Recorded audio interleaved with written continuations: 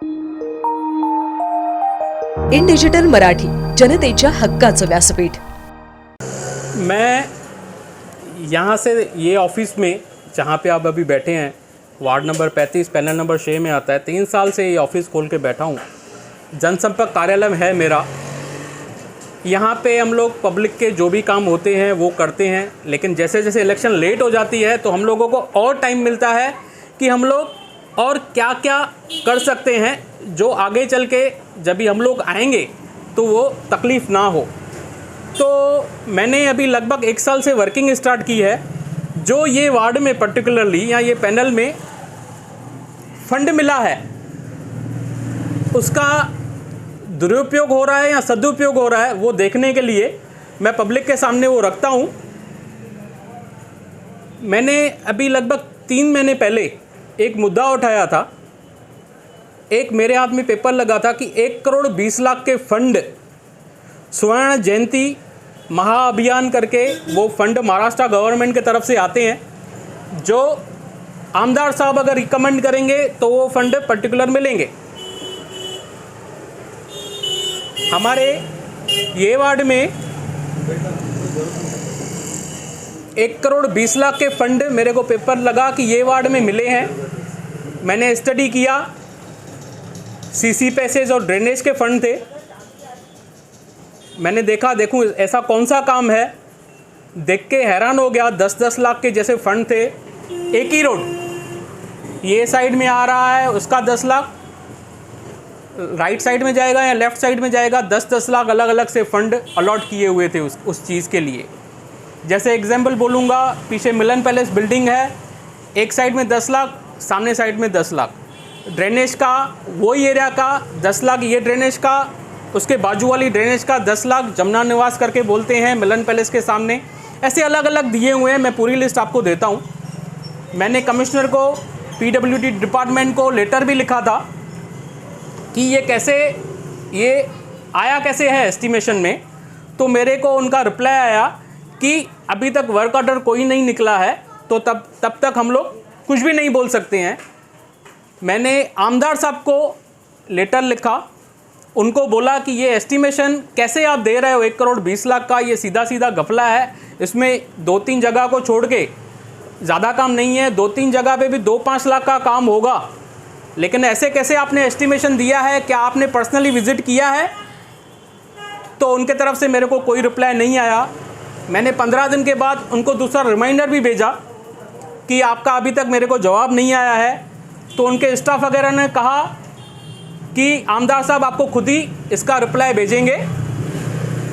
वो मैंने फिर सुबह होगी चैनल है, उसमें भी इंटरव्यू दिया था, और उसमें प्रदीप रामचंदानी का भी इंटरव्यू उन्होंने लिया था।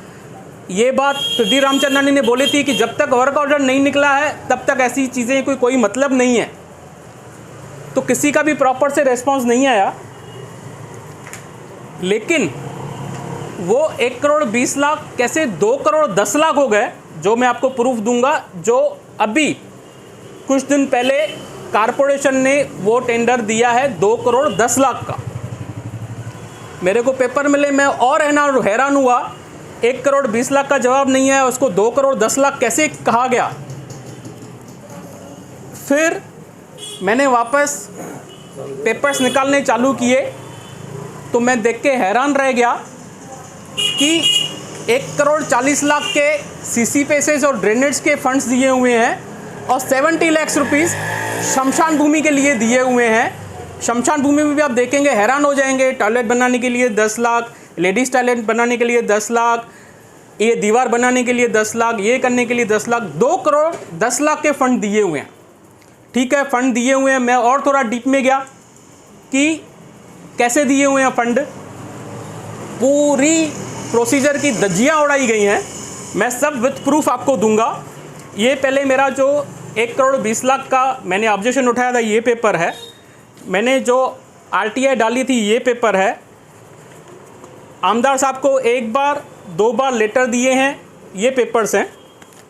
और ये जो अभी फंड पास हुए हैं, ये देखिए, ये पूरे डिटेल्स में आपको दूंगा। जो 2 करोड़ 10 लाख रुपए दिए हुए हैं वो दिए हुए हैं। अभी रूल क्या कहता है, कमिश्नर का पेपर है कि कोई भी फंड अगर आप 10 लाख तक भी है, आपको उसकी ई टेंडरिंग करनी है। ये कमिश्नर ने जनवरी 23 में लेटर दिया हुआ है अपने पूरे डिपार्टमेंट को। इसमें देखेंगे एक भी फंड ई टेंडरिंग नहीं हुआ है। उसके लिए फिर कुछ लोग बोलते हैं जीआर है, ये है, वो है। मैं आपको वो जीआर की कॉपी भी दूंगा। उसमें क्लियरली लिखा है 30 लाख से ऊपर आपको ई टेंडरिंग करनी है। लेकिन एक ही आदमी को अगर आपने 3 फंड एक साल में दिए तो उनका टेंडरिंग का अमाउंट होता है, बिडिंग अमाउंट होता है, उसमें वो टेंडर जाना चाहिए। ये पर्सन में 2 करोड़ 10 लाख का एक ही कंपनी के नाम पे है, लेकिन कोई भी ऐसे बिडिंग, मैं आपको पेपर दूंगा, बिडिंग की पूरी धज्जियाँ कैसे उड़ाई गई हैं वो भी मैं आपको पेपर देता हूँ। ये 2 करोड़, ये जो गवर्नमेंट का रिजोल्यूशन है, ये कॉपी मैं आपको प्रोवाइड करूंगा। और जो बिडिंग की फार्मूला होती है वो भी इसमें क्लियरली लिखी हुई है। जो उनका सीए का सर्टिफिकेट है उसमें भी मैनिपुलेशन की गई है, मैं वो भी आपको देता हूँ। अभी ये जो इनका सीए का सर्टिफिकेट है, इनके सीए के सर्टिफिकेट से इनको 25.5 लाख के काम मिलने चाहिए। इनके सीए के सर्टिफिकेट के हिसाब से 25.5 लाख के मिलने चाहिए। ये सीए का इनका सर्टिफिकेट है, ये क्लियरली लिखा हुआ है 25.5 लाख के काम मिलने चाहिए, लेकिन 2 करोड़ 10 लाख के काम दिए हैं। और इंटरेस्टिंग बात, ये जो 25.5 लाख भी लगाया है ना, उसकी जो उन्होंने फार्मूला लगाई है और जो गवर्नमेंट के जीआर के हिसाब से फार्मूला है, मैंने वो भी कैलकुलेशन किया है। गवर्नमेंट के जीआर के हिसाब से जो फार्मूला है, इनको माइनस में फंड है, मतलब इनको कोई टेंडर मिलना ही नहीं चाहिए, ऐसा क्लियरली इसमें कहा गया है। फिर भी अगर उनके सीए की फार्मूला को हम लोग माने जो एकदम रॉन्ग है, मैं उनके लिए सीए की जो काउंसिल है, मैं वहाँ पे उनकी कंप्लेंट भी करने वाला हूँ कि ऐसे कैसे आप सीए का अपने सर्टिफिकेट दिया है। तो ये 25.5 लाख का उन्होंने खुद क्लियर दिखाया है और उसको 2 करोड़ 10 लाख का दिया है। ठीक है, मैं और डिटेल में गया, ऐसी कौन सी कंपनी है जिसको इतना फंड मिल गया। और अगर फंड देते हैं, ऊपर ऑडिट डिपार्टमेंट होता है, स्क्रूटनी होती है, जो पेपर्स की स्क्रूटनी करते हैं, मतलब उनका भी ध्यान इधर नहीं गया है, या तो वो मैनेज हो गए, ऐसे उनको फंड दिया गया है। मैं और डीप में गया, फंड किसको मिला है, तो मैं थोड़ा हैरान रह गया। ये फंड मिला है लाइफ स्पार्क कंस्ट्रक्शन कंपनी है, लाइफ स्पार्क कंस्ट्रक्शन। आपने भी पता है, इसका नाम सुना है, नहीं सुना है। उसकी प्रोप्राइटर है मिसेस रोशनी महेश जुमानी, ये उसका सर्टिफिकेट है, रोशनी महेश जुमानी। ये लेडी जो यहाँ के पूर्व नगर सेवक हैं मिस्टर महेश सुखरामानी जी, उनके ऑफिस में ये लड़की जॉब करती है, शायद अकाउंट्स का काम करती है, क्या करती है मुझे ज़्यादा पता नहीं। उसकी फ़ोटो भी है इधर, और ये लड़की उनके ऑफिस में जॉब करती है। उनके नाम पे 2 करोड़ 10 लाख के बोगस, बिना प्रोसीजर किए हुए, पूरे प्रोसीजर को ताक में रखे हुए, इन्होंने ये टेंडर उसको 2 करोड़ 10 लाख का कैसे दिया है, ये पूछने वाली बात है।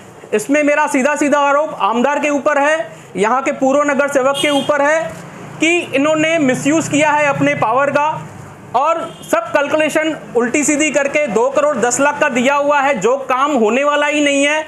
इसमें हार्डली देखने जाएंगे आप लोग तो हार्डली 30 से 40 लाख का काम होगा। मैंने आमदार साहब को पहले ही बोला, आप जाइए, पहले आप वेरीफाई कीजिए, अगर ज़रूरी लगे तो आपको दीजिए, नहीं तो आप मुझे बोलिए, मैं इंटरवेनर होकर ये काम करता हूँ। मैं अपने आर्किटेक्ट्स, अपने सर्वेयर लगाता हूँ, फ्री ऑफ चार्ज में मैं आपको वो सर्विस दूंगा। देखो, ये ऑडिटिंग और अकाउंट्स में हम लोग मास्टर हैं, तो हम लोग किसी की भी मिस्टेक कैसे पकड़ेंगे वो आपको समझ में आ जाएगा। अभी आप बोलेंगे ये लड़की महेश सुखरामानी के ऑफिस में काम करती है, आपके पास क्या प्रूफ है?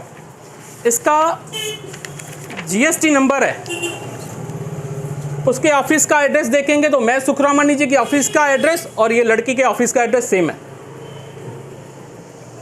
तो ये सबसे बड़ा प्रूफ है।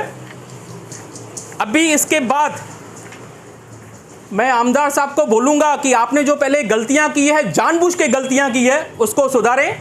कमिश्नर साहब, आपका डिपार्टमेंट है, जो आप बार बार ये गलतियां कर रहे हो। हम लोग पब्लिक के पैसे हैं, अभय योजना लगती है या टैक्स लगती है, हम लोग मेहनत करते हैं, इधर वार्ड में एक एक लोगों से पैसे भरवाते हैं और आप हमारे पैसों की ऐसी बर्बादी कर रहे हो, तो ये हम लोग होने नहीं देंगे।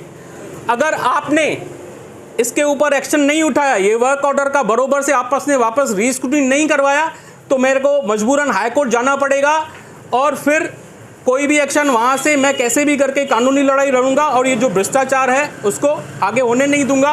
और ये जो लेडी है जो मैं सुखरामनी जी के ऑफिस में काम करती है, मैं पूछना चाहूँगा, क्या उनको पता है कि आपके नाम पे ये सब बातें हो रही हैं कि आपसे सिर्फ जिधर साइन लिया होता है वैसे लेते हैं, कि आपको जानबूझ के फंसाया जा रहा है?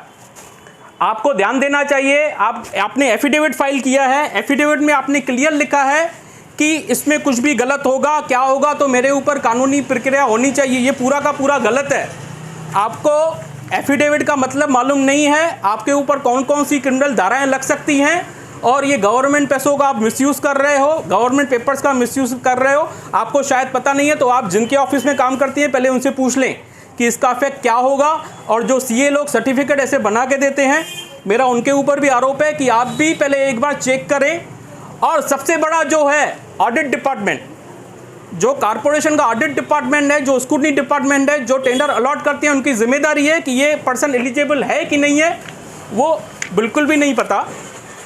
और मैं बात करना चाहूँगा, जो 10 लाख के अंदर अगर बोलेंगे कोई कि वो ई टेंडरिंग नहीं होती है, तो कल्याण म्यूनसिपल और भिवंडी म्यूनसिपल के मेरे पास पूरे पेपर्स अवेलेबल हैं, जहाँ पे 5 लाख के 4 लाख के भी उन्होंने काम ई टेंडरिंग में किए हुए हैं। वो पूरा आपको मार्किंग दिया हुआ है।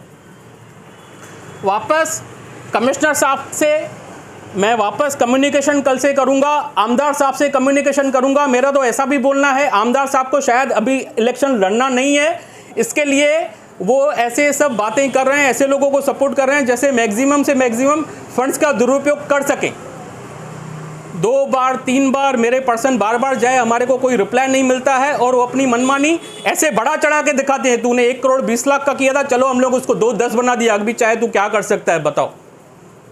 तो मेरा आपसे यही कहना है, आप भी ये बात में मेरी सपोर्ट करें, आगे आएँ और ऐसे लोगों का पर्दाफाश करें। शमशान भूमि में जो काम इन्होंने 70 लाख के दिए हैं, उसमें जहाँ पे डेड बॉडी को सुलाते हैं उसके लिए प्लेटफॉर्म बनाना, उसके लिए 10 लाख रुपए, सिटिंग अरेंजमेंट का 10 लाख रुपए, सिटिंग अरेंजमेंट आपको पता है शमशान भूमि में कितनी रहती हैं, उसके लिए 10 लाख रुपए, शमशान भूमि का इंटरनल लोड उसके लिए 10 लाख रुपए, गार्डन, शमशान भूमि में जो गार्डन बनेगा उसके लिए 10 लाख रुपए। पहले तो मैं आपको बता दूं, गवर्नमेंट का जो जीआर बोलता है, अगर आपको किसी भी एक चीज़ के लिए फंड देना है तो आप एक ही फंड दे सकते हैं। 10-10 लाख का मतलब क्या हुआ कि ये ई टेंडरिंग प्रोसेस में नहीं जाए, ऐसे इन्होंने मैनिपुलेशन किया है।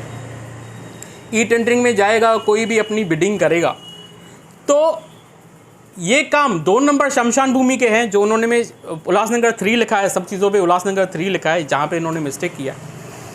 मैं बोलना चाहूँगा, क्या ये लोग मरे हुए लोगों का भी पैसा खाएंगे? उनको भी नहीं छोड़ेंगे।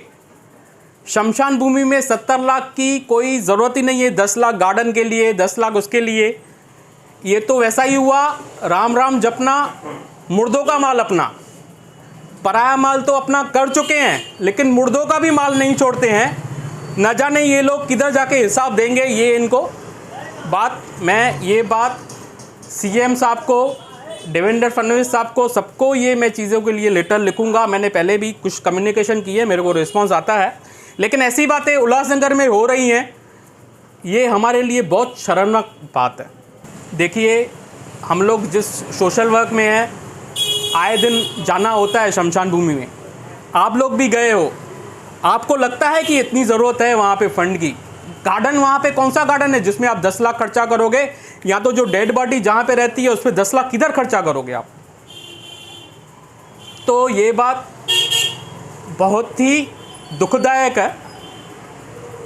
मरे हुए लोगों का भी इनको पैसा चाहिए, तो कहाँ तक आके हमारा शहर पहुँचा है, हमारे नेता कितने गिर चुके हैं, ये सोचने वाली बात है।